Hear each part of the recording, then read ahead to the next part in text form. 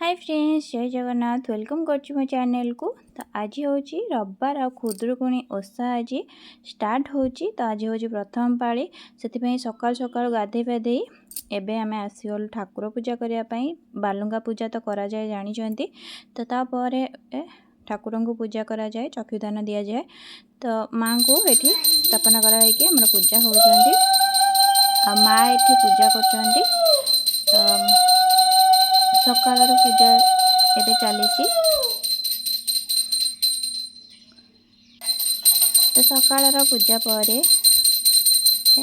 आम आसीगलु सकाल ब्रेकफास्ट बनाई आसीगली। तो एबे जेहेतु आज बिना पियाज रसुण खिया तो से सकाल कम समय भितर सुजी बनी पार। तो से आज सुजी बनईदेली। तो सुजी ब्रेकफास्ट खाई सारिया पर आज लंच रे बनईली अरुआ भात, डालमा, देखु डालमा आउ आंबुल राई बनी देथिली। जेहेतु आज बहुत काम रोचे से बहुत कम आइटम ही बनी। आंबुल राई सहित पापड़, बस एतिकी सिंपल लंच आज। तापर फूल माल हरिया गुंथा होता।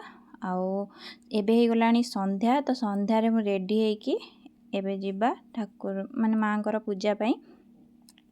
तो मंगला माँ को पूजा पाई संध्यारे तो भल से पूजा होता है। तो एबे चलतु आपण मान सहित शेयर करुच्ची। देखु ये माँ को फूलमाल दिया सरी आउ दीप भोग सब रखाई जाइए। एबे आमे बही पढ़ुचु। मु बही फास्ट पढ़ी सारी आउ एबे माँ पढ़ुचंती। आउ किछि जण आम ये पड़ेशा आसंती पूजा रे सामिल हुअंती। तो से माने आसथिले।